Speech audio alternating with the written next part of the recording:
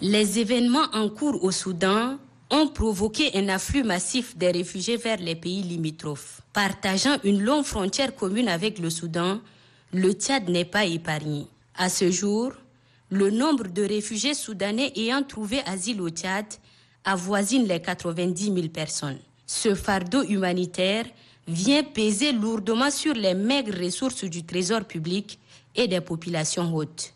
Conscient de ce fait, l'organisme onusien en charge des réfugiés a dépêché ce jour 22 mai 2023 son haut commissaire assistant en charge des opérations, Raouf Mazou, pour exprimer de vive voix ses gratitudes au peuple tchadien et son président, général Mahamad Idriss Déby Itno, pour l'accueil et la solidarité manifestée à ces personnes vulnérables. Le Tchad est un des pays du monde qui reçoit le plus grand nombre de réfugiés, 600 000 personnes avant la crise que nous connaissons maintenant au Soudan. Donc la première chose, c'est de remercier le président de la transition et remercier le Tchad pour la solidarité dont le Tchad fait preuve vis-à-vis des populations réfugiées dans ce pays.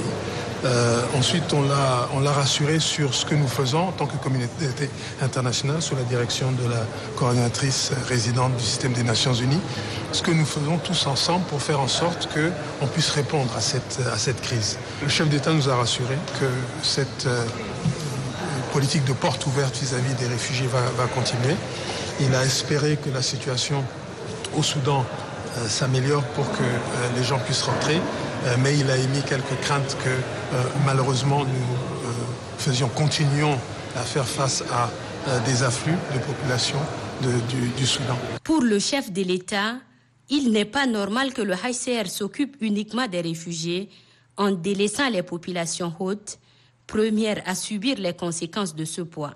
Un plaidoyer du président de la République qui trouve un écho favorable.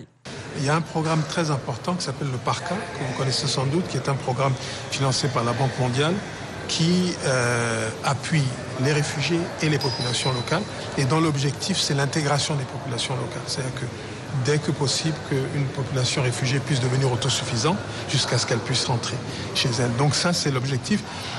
Pour ce qui est de l'appui au pays, de l'impact socio-économique de cette crise, ça va au-delà de notre réponse en tant que humanitaire, mais il est clair que la communauté internationale est consciente de ce fait.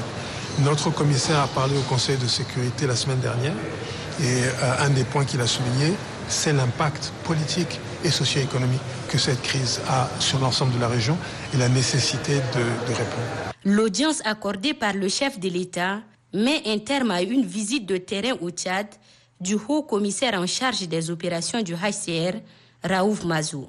Une visite qui a duré 72 heures.